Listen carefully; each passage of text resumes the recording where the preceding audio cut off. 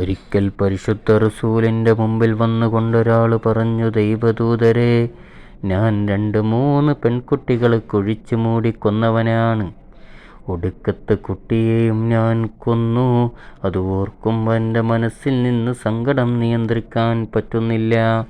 വിശ്വാസിയാകുന്നതിന് മുമ്പ്, അങ്ങയുടെ സവിധത്തിൽ അണിയുന്നതിന് മുമ്പ്, അങ്ങയുടെ ദൈവത്തിൻ്റെ ഉത്തരം എൻ്റെ നെഞ്ചിലേക്ക് തറക്കുന്നതിന് മുമ്പ് ഞാൻ 2-3 പെൺകുട്ടികളെ കുഴിച്ചു മൂടി കൊന്നവനാണ്. അങ്ങനെ ഒടുക്കത്തെ കുട്ടിയെയും ഞാൻ കൊന്നു. അത് ഓർക്കുമ്പോൾ എൻ്റെ മനസ്സിൽ നിന്ന് സങ്കടം നിയന്ത്രിക്കാൻ പറ്റുന്നില്ല. അങ്ങനെ കൊല്ലാൻ വേണ്ടി ഞാൻ ആദ്യമായി കുളിപ്പിച്ചു അള്ളാൻ്റെ തിരുദൂതരെ സല്ലല്ലാഹു അലൈഹി വസല്ലം. എന്നിട്ട് ഞാൻ വസ്ത്രമിട്ട് കൊടുത്തു. എന്നിട്ട് ഞാൻ ഭക്ഷണം വിളമ്പി വായിലിട്ട് കൊടുത്തു. എന്നിട്ട് ഞാൻ പിന്നാലെ കൂട്ടിക്കൊണ്ടുപോയി.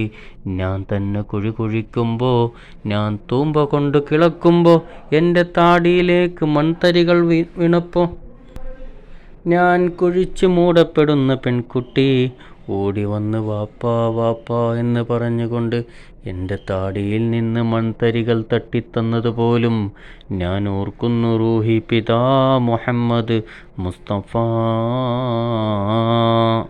സല്ലല്ലാഹു അലൈഹി വസല്ലം. പരിശുദ്ധ റസൂലിൻ്റെ മുമ്പിൽ വന്നുകൊണ്ടാണ് ഈ സങ്കടം. പരിശുദ്ധ റസൂലിനോട് പറയാൻ തുടങ്ങി, ഞാൻ വളരെയധികം ഇഷ്ടപ്പെട്ട കുട്ടിയായിരുന്നു. പക്ഷേ ജനങ്ങളുടെ മുമ്പിൽ ഞാൻ പകച്ചു പോയി. ജനങ്ങൾ ചോദിക്കാൻ തുടങ്ങിയ, ഒരു പെൺകുട്ടിക്ക് ജീവൻ കൊടുക്കുകയോ അവളെ വളർത്തുകയോ അവളെ കൊല്ലാൻ സമയമായില്ലേ എന്ന് ചോദിച്ചപ്പോൾ എൻ്റെ മനസ്സിൽ കൊല്ലാൻ ഞാൻ തോന്നിച്ചു. എന്നിട്ട് ഞാൻ കുഴിയിലേക്ക് ആ കുട്ടിയെ താത്തുമ്പോൾ, വാപ്പാ വാപ്പാ എന്ന് നിലവിളിക്കുമ്പോൾ ഞാൻ വായിലേക്ക് മൺതരികളിട്ട് നിശബ്ദയാക്കി. അള്ളാൻ്റെ റസൂലേ സല്ലല്ലാഹു അലൈഹി വസല്ലം. ചരിത്രക്കാർ രേഖപ്പെടുത്തുന്നു, പരിശുദ്ധ റസൂൽ ഇത് കേട്ടപ്പോൾ ബോധം കെട്ട് തളർന്നു വീണു. അതാണ് മാനവികതയുടെ പ്രവാചകൻ. കേൾക്കാൻ പോലും കഴുത്തില്ലാത്ത കാരുണ്യക്കടലേ നബി മുഹമ്മദ് മുസ്തഫ. ആകാശ നന്മ പോലെ നബി മുഹമ്മദ് മുസ്തഫ. ഭൂമിയുടെ വിശാലത പോലെ നബി മുഹമ്മദ് മുസ്തഫ